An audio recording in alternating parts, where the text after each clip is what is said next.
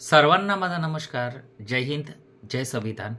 बऱ्याचशा लोकांनी मला हा प्रश्न केला, की "मॅडम, आम्ही तर पळून जाऊन लग्न केलं, आम्ही लव्ह मॅरेज केलं घरच्यांच्या विरोधात जाऊन. तर तो गुन्हा आहे का?" तर नाही. जर मुलीचं वय 18 वर्ष असेल आणि मुलाचं वय 21 वर्ष असेल आणि तुम्ही दोघंही हिंदू असाल आणि तुम्ही जर पळून जाऊन लग्न कराल, तर तो गुन्हा नाही. लग्न करण्याकरिता फक्त तुम्हाला 3 साक्षीदार हवे आहेत. ते साक्षीदार तुम्हाला आणायचे आहे आणि त्या साक्षीदारासमवेत एक तुम्हाला शिववैदिकच्या लायसनवाल्याकडनं एक मॅरेज सर्टिफिकेट दिलं जातं. ती जर प्रोसेस तुम्ही फॉलो केली तर कायद्याने ते कुठलंही गुन्हा नाही. बऱ्याचशा लोकांना हा प्रश्न असतो, की कसं काय करायचं? कसं काय होईल? मला बरेचसे लोकं फोन करतात आणि विचारतात, "मॅडम, आम्हाला पळून जाऊन लग्न करायचे आमचे आई-वडील आक्षेप तर घेणार नाही." जर तुम्ही पळून जाऊन सहमतीने जर लग्न करत आहात, तर तुमचे आई-वडील कुठल्याही प्रकारचा आक्षेप घेऊ शकत नाही किंवा कुठल्याही प्रकारची तुमच्यावर केस दाखल करू शकत नाही.